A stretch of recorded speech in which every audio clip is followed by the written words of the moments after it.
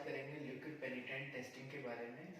हमने पहले एमपीटी के बारे में डिस्कस किया है और एनडीटी के बारे में भी आप लोगों को ऑलरेडी बता ही रखा है। तो आज हम जो डिस्कस करेंगे एक नया मेथड स्टार्ट करेंगे जिसका क्या नाम है, एलपीटी, लिक्विड पेनिट्रेंट टेस्टिंग। इसको हम और भी नाम से जानते हैं। अगर हम बात करें एलपीआई या डीपीटी भी बोलते हैं इसको, या फिर पीटी भी बोलते हैं। तो इन तीन नाम से और भी जानते हैं हम किसको, एलपीटी को। जैसे यहाँ पर लिखा हुआ है एलपीटी का मतलब है लिक्विड पेनिट्रेंट टेस्टिंग। तो यहाँ पर हो गया एलपीआई, तो आई फॉर इंस्पेक्शन हो जाएगा, बाकी liquid penetrant same as it is रहेगा, ठीक है। डीपीटी, इसकी जगह पे डी की जगह हो जाएगा डाई, ठीक है, dye penetrant testing. PT penetrant testing. अगर आपसे क्वेश्चन जो है डीपीटी करके किया जाए तब भी वही चीज है, एलपीआई करके किया जाए तब भी वही है, पीटी करके किया जाए तब भी सेम चीज है, ठीक है। तो एलपीटी हम कहाँ पर करते हैं, अगर हमें सरफेस के डिफेक्ट को पता करना है, सरफेस के डिफेक्ट को अगर हमें डिटेक्ट करना है तो हम उस केस में क्या करते हैं, एलपीटी करते हैं, लिक्विड पेनिट्रेंट टेस्टिंग करते हैं।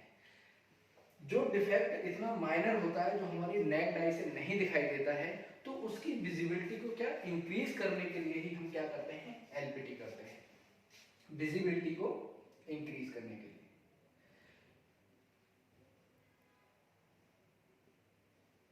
विजिबिलिटी को इंक्रीज करने के लिए, क्योंकि जो डिफेक्ट है या डिसकंटिन्यूटी है वो इतना माइनर होता है जो हमारी नेक डाई से दिखाई नहीं देता है। तो हम क्या करते हैं, उसकी विजिबिलिटी को इंक्रीज करते हैं। कैसे इंक्रीज करते हैं, हमारे पास में कुछ केमिकल होते हैं, कुछ लिक्विड होते हैं, उनके द्वारा हम क्या करते हैं, मटेरियल को टेस्ट करते हैं और हमें चीजें विजिबल हो जाती हैं। हमें पता चल जाता है कि कहाँ पर डिसकंटिन्यूटी है या फिर डिफेक्ट है।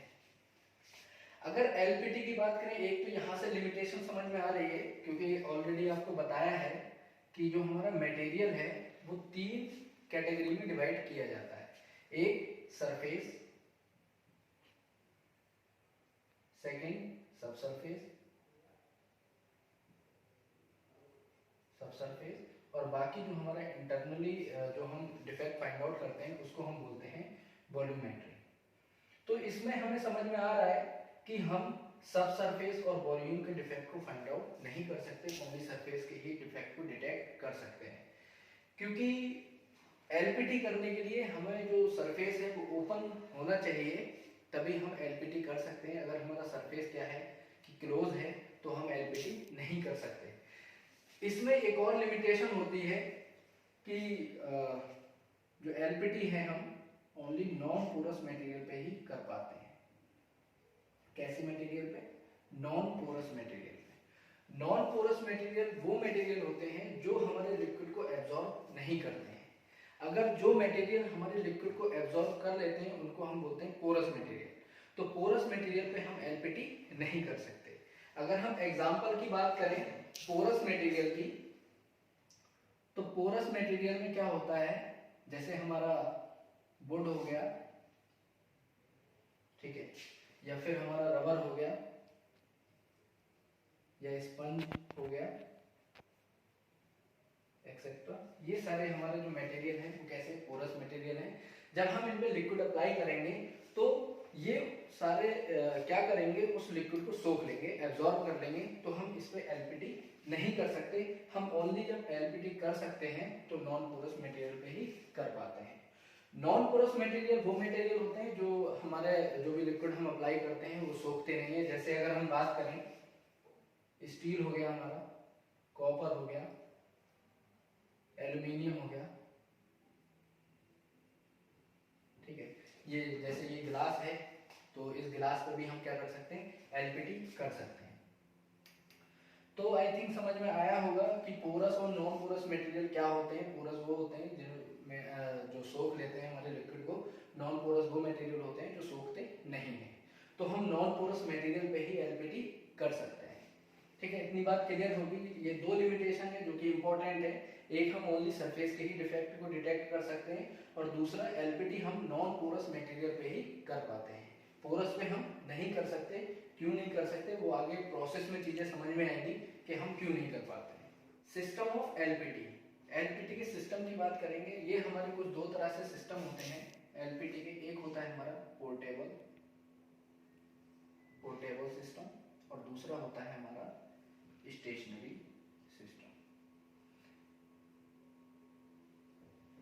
इसके नाम से ही आपको कुछ चीजें क्लियर होंगी कि पोर्टेबल सिस्टम का क्या मतलब है। पोर्टेबल सिस्टम का ये मतलब होता है कि अगर हम यहाँ पर हैं और एक जगह से दूसरी जगह जाके अगर हमें एलपीटी करना है, तो जो हमारा सिस्टम है कुछ चीजें होती हैं, जैसे हमारे पास में एलपीटी करने के लिए किस किस चीज की रिक्वायरमेंट होती है। अगर बात करें तो हमारे पास में क्लीनर होना चाहिए, पेनिट्रेंट होना चाहिए, तीसरा डेवलपर होना चाहिए। एक चीज और हमारे पास में क्या होना चाहिए, कॉटन होना चाहिए। कॉटन ऐसा होना चाहिए जिसमें रेसे ना निकलते हो, उसको हम जो टर्म यूज करते हैं लिंक टू फ्री बोलते हैं। ठीक है, हमारे पास में ये चार चीजें हैं। अगर ठीक है, जैसे अगर हम बात करें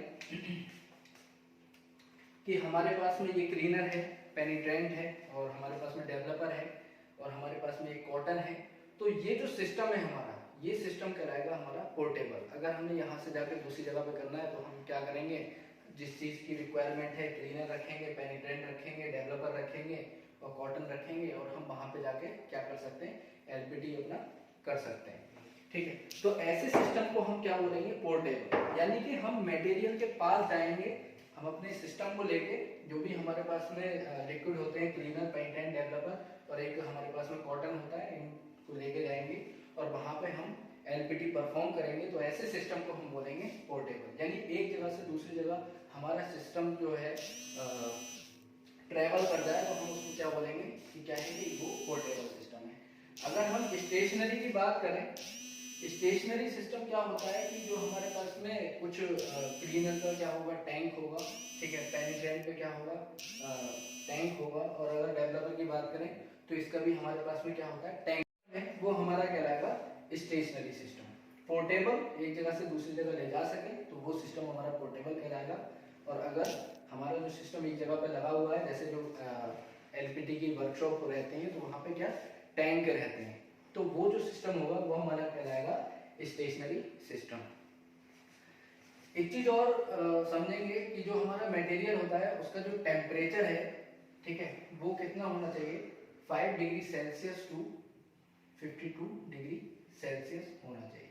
तो उसमें हम अच्छे से एलपीटी परफॉर्म कर सकते हैं। अदरवाइज क्या होगा कि जो हमारी एक्यूरेसी है वो कम हो जाएगी।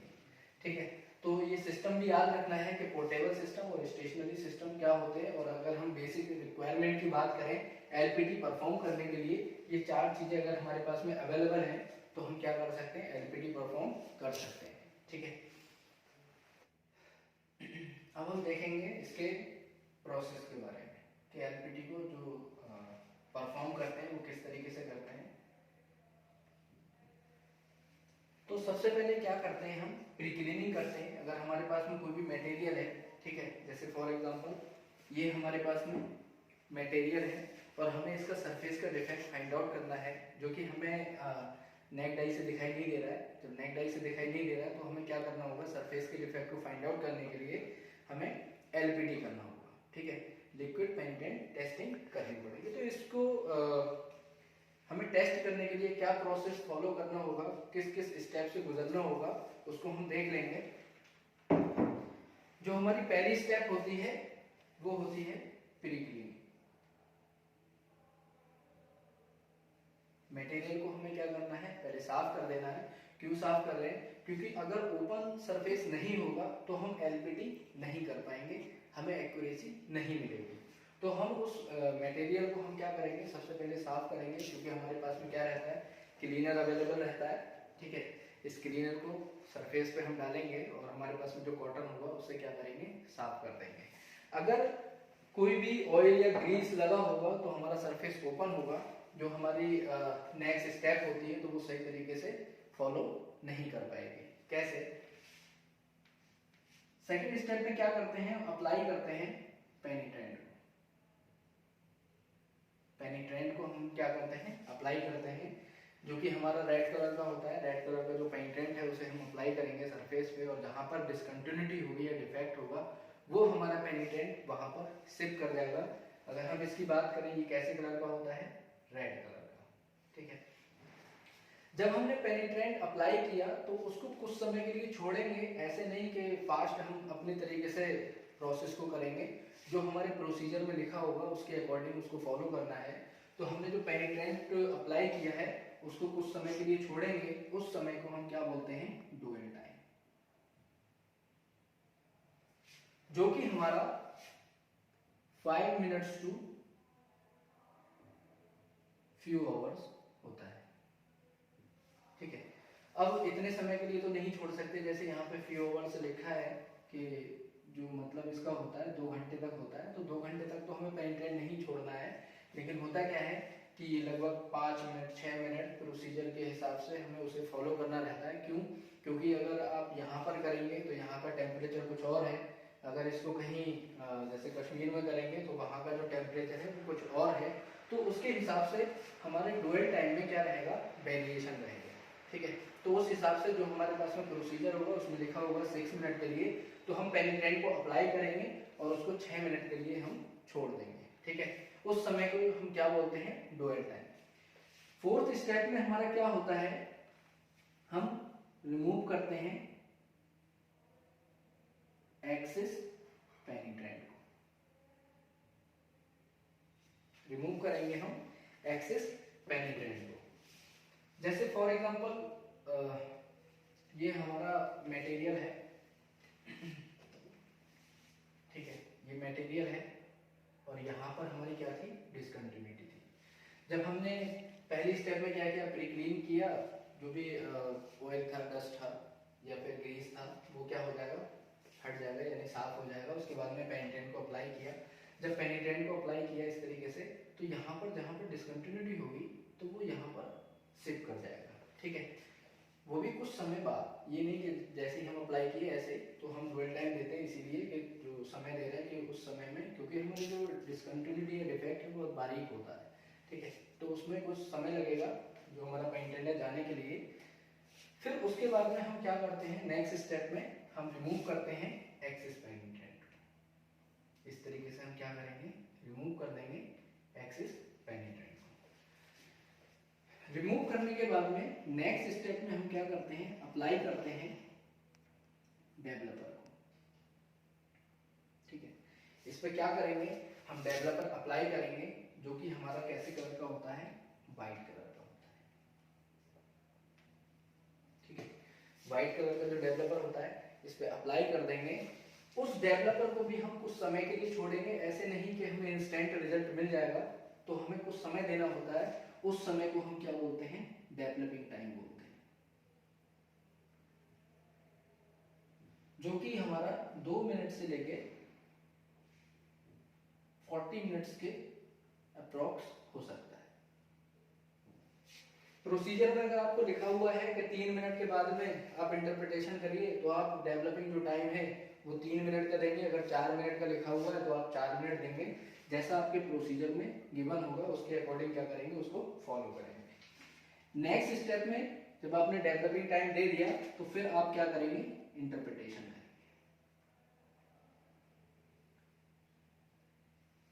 इंटरप्रिटेशन करेंगे, देखेंगे कि कहाँ पर डिसकंटिन्यूटी है, कहाँ पर डिफेक्ट है, उसकी क्या करेंगे, रिपोर्ट बनाएंगे।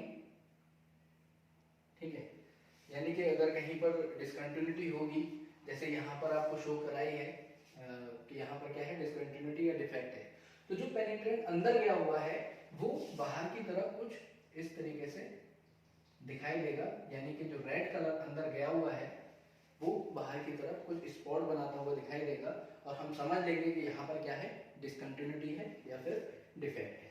ठीक है, इस तरीके से इंटरप्रिटेशन करने के बाद में नेक्स्ट स्टेप जो होती है हमारी पोस्ट क्लीनिंग।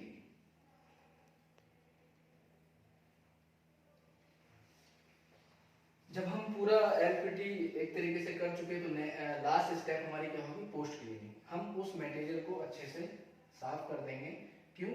क्योंकि अगर साफ नहीं करेंगे तो हम उसको फर्दर यूज में नहीं ला पाएंगे। क्यों?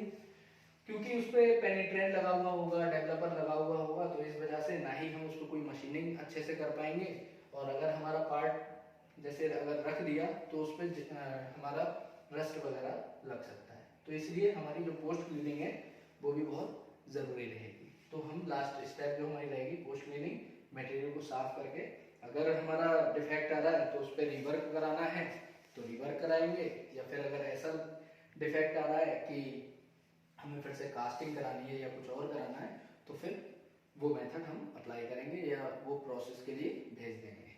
ठीक है, तो ये हमारे बेसिक स्टेप्स रहते हैं एलपीटी को परफॉर्म करने के, जो कि हमें इसमें कोई भी चेंजेस नहीं करनी है। अगर कोई भी स्टेप मिस हो जाएगी तो हमारे फॉल्स इंडिकेशन आएंगे, अगर फॉल्स इंडिकेशन आएंगे तो आपको फिर एलपीटी दोबारा से करना रहेगा।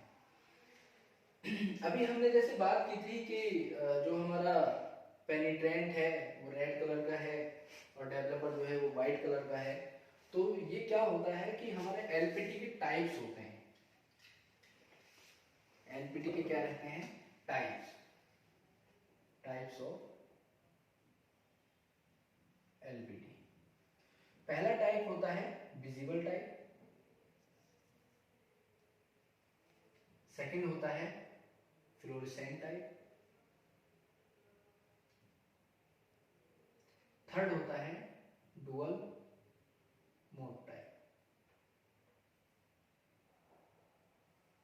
या डुअल टाइप भी बोलते हैं उसको। विजिबल टाइप में क्या होता है, यानी कि जब हम नॉर्मल लाइट में एलपीटी करते हैं तो हम उसको बोलते हैं विजिबल टाइप। जैसे ये जो लाइट है या सनलाइट है, इसमें जब हम एलपीटी करेंगे तो हम इसको बोलेंगे विजिबल टाइप। इस केस में जो हमारा पेनिट्रेंट होता है वो रेड कलर का होता है, अगर हम डेवलपर की बात करें वो हमारा व्हाइट कलर का होता है। ठीक है, विजिबल टाइप में रेड कलर का पेनिट्रेंट होगा और व्हाइट कलर का डेवलपर होगा, और इस लाइट की जो इंटेंसिटी है वो 1076 लक्स होनी चाहिए, तभी हम अच्छे से एलपीटी कर सकते हैं। अगर हम फ्लोरेसेंट टाइप में समझें तो हमारा जो पेनिट्रेंट है वो ग्रीन कलर का होगा या फिर येलो कलर का होगा।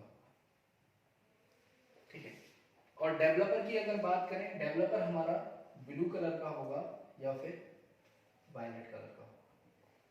अब हम प्रोसेस को देख लेते हैं कि विजिबल टाइप करेंगे, फ्लोरेसेंट टाइप करेंगे तो उसमें क्या क्या डिफरेंसेस रहेंगी। प्री क्लीनिंग दोनों के लिए कॉमन है, दोनों में ही हमें साफ करना होगा मटेरियल को, अदरवाइज हमें फॉल्स इंडिकेशंस मिलेंगे या हम सही से एलपीटी परफॉर्म नहीं कर पाएंगे। अप्लाई पेनिट्रेंट दूसरी स्टेप में, अगर हमारा विजिबल टाइप है तो रेड कलर का पेनिट्रेंट हम अप्लाई करेंगे, अगर फ्लोरेसेंट टाइप है तो हम ग्रीन या येलो कलर का पेनिट्रेंट रहेगा। ठीक है, जैसे विजिबल टाइप बताया कि नॉर्मल लाइट में करेंगे, फ्लोरेसेंट टाइप जो होता है वो अंडर डार्क रूम करते हैं। डार्क रूम में ये परफॉर्म किया जाता है, जिसमें जो व्हाइट लाइट है वो 20 लक्स से क्या होती है, कम होती है।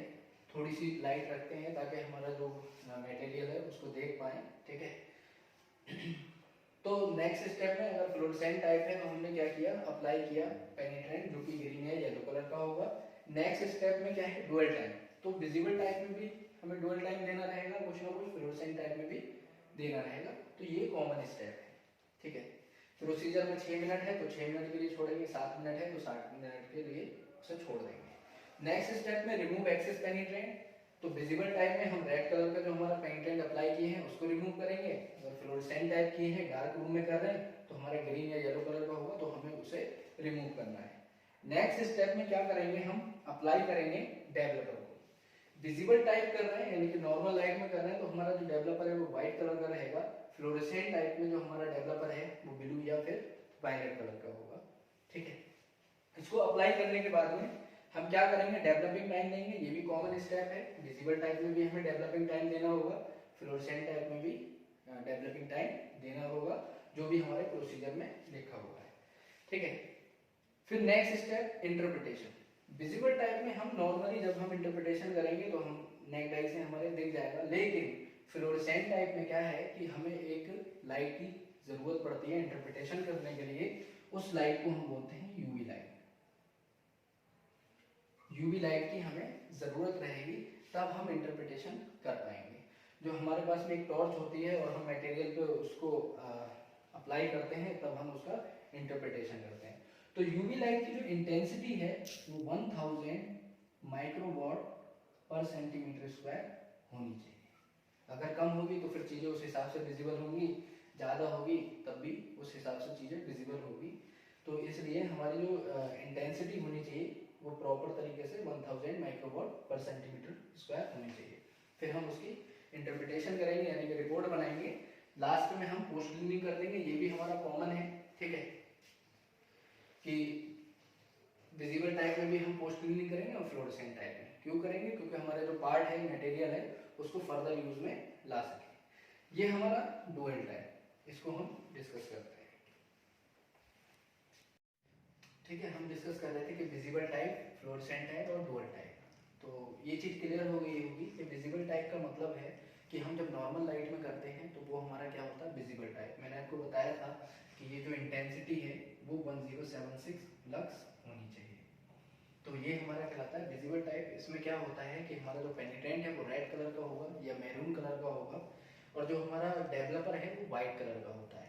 बाकी जो प्रोसेस होता है जैसे प्री क्लीनिंग है, ठीक है, वो करेंगे, हमारे पास में क्लीनर होगा, उससे क्लीन करेंगे, पेंटेंट अप्लाई करेंगे जो कि रेड कलर का होगा, ठीक है, डुअल टाइम देंगे। ये सारी चीज़ें हम डिस्कस कर चुके हैं कि विजिबल टाइप में रेड कलर का पेनिट्रेंट और डेवलपर जो है वो वाइट कलर का। फ्लोरेसेंट टाइप में जो हमारा पेनिट्रेंट है वो ग्रीन या येलो कलर का होगा और हमारा जो डेवलपर है वो ब्लू या वाइट कलर का होगा।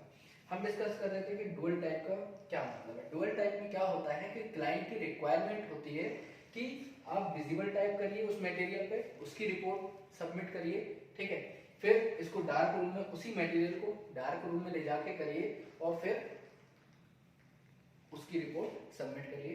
तो इसमें क्या होता है, डुअल टाइप में क्लाइंट की रिक्वायरमेंट है कि विजिबल टाइप भी उसको चाहिए और फ्लोरेसेंट टाइप भी चाहिए, ठीक है। तो उसका इंटरप्रिटेशन करेंगे, दोनों की रिपोर्ट सबमिट कर देंगे, तो हम बोलेंगे कि ये हमारा क्या है, डुअल टाइप है, ठीक है।